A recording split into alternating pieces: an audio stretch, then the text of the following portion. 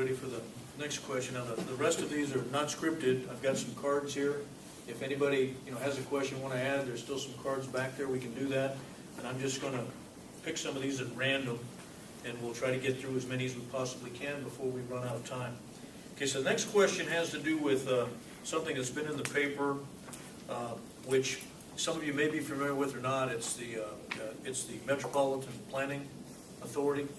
And the concept there is, of course, it's a federal government mandate which requires, due to our population growth, that we have a Metropolitan Planning Authority that will basically be making recommendations on how to spend funds that we receive for the entire area, and that has to do with transportation. And that can include road, rails, buses, all kinds of different things that fall under that umbrella. And the question that I've got that was written here says, do you plan to allow a regional planning board to govern over you? And I think that's what it relates to, is the MPO. So if you want to take it from there, okay, Bob, you get the first one. Okay, the MPA. This is a federal government initiative that forces us to have another layer of government in between us and our elected officials. I'm not a supporter of that level. Having said that, that's the current situation we have. I'd like to see voluntary cooperation in a big region, from Abilene to Wamego or to St. Mary's. That's the kind of draw we ought to have.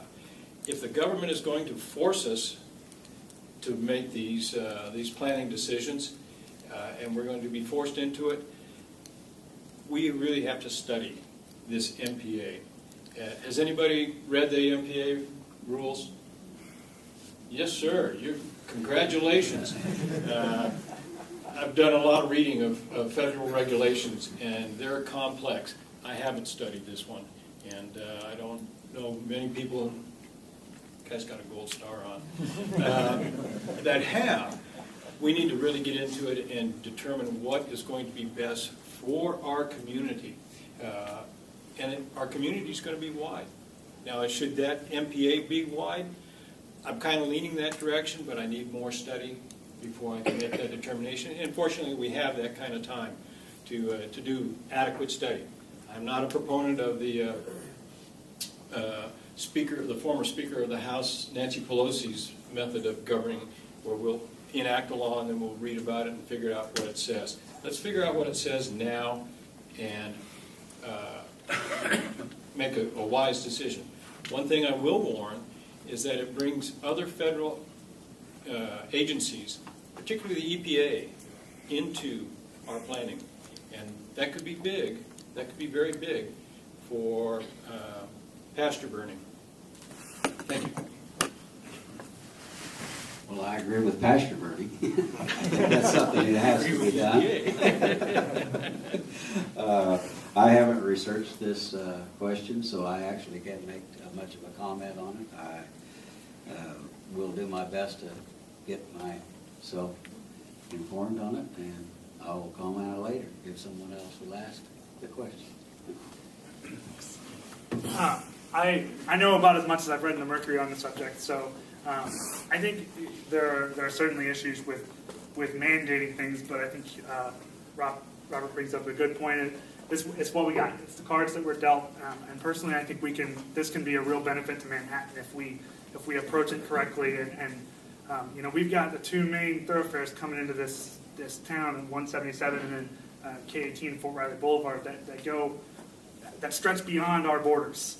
And we're talking about the sales tax and how Manhattan is in such a unique situation as far as towns in Kansas, that we have the university, the fort, the football team, country stampede, all of these things that bring in people from outside of Manhattan to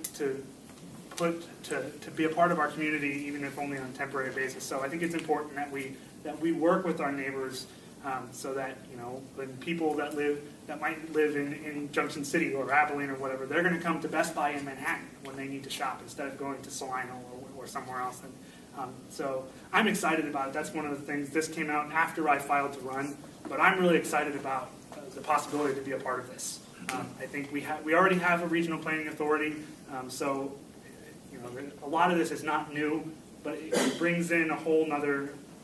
It brings in some funding sources and some other things that give us the opportunity to really make a go of it.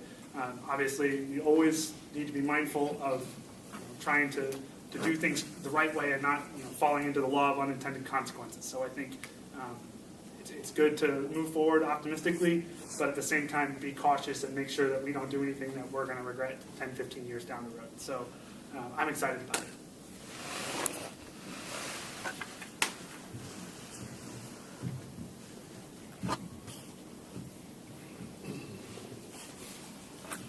Well, I attended the MPO meeting in the chambers of the city the other night, and I was quite surprised about it. I guess caught me by surprise too, but it was very interesting. I'm not very keen about getting the federal government the camel under the nose of the tent again.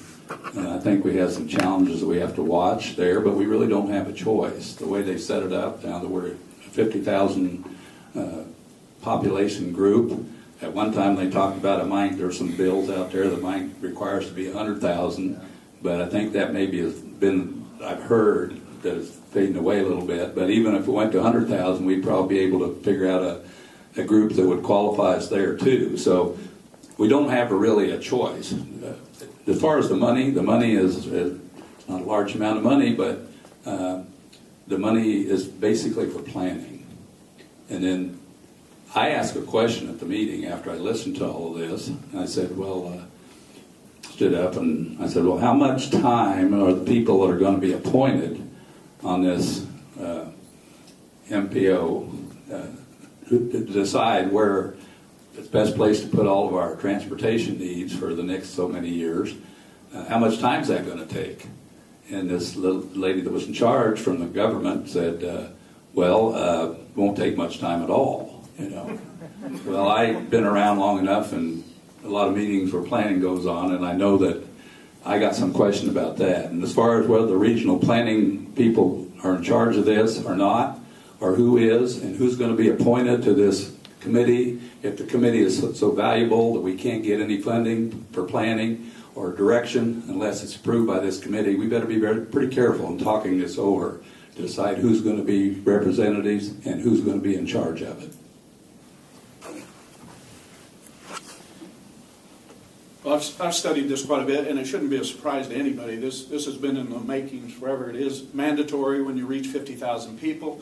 It's $166,000 of planning funds. It's divvied up amongst the other MPOs. The state gets a certain amount of money from the federal government. They divvy it up with the MPOs of the state. So this is new money for us.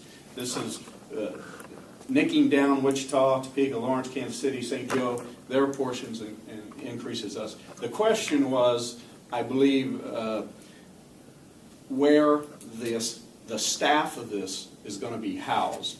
And I think the regional council, the Flint Hills Regional Council, is an appropriate place.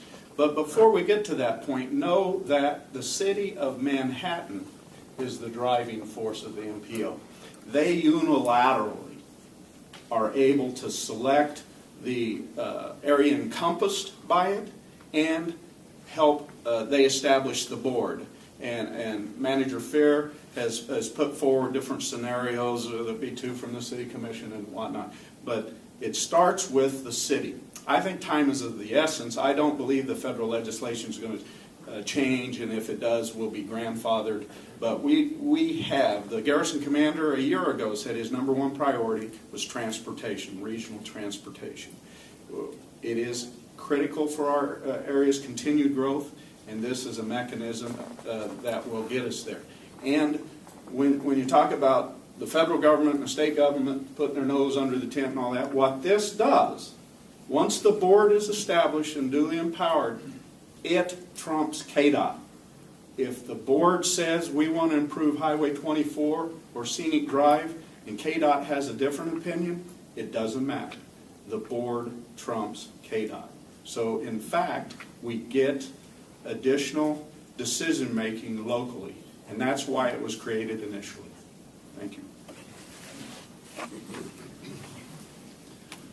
Well, this looks like a hot topic for me because one of my platforms was to visit with the other 104 counties at some point in my career, and to resist some of the unfunded mandates. Now, this doesn't apply under that, but as brought up earlier, it's going to bring funding. But you know what? Funding brings obligations, and we've jumped to about $274 million debt in Manhattan.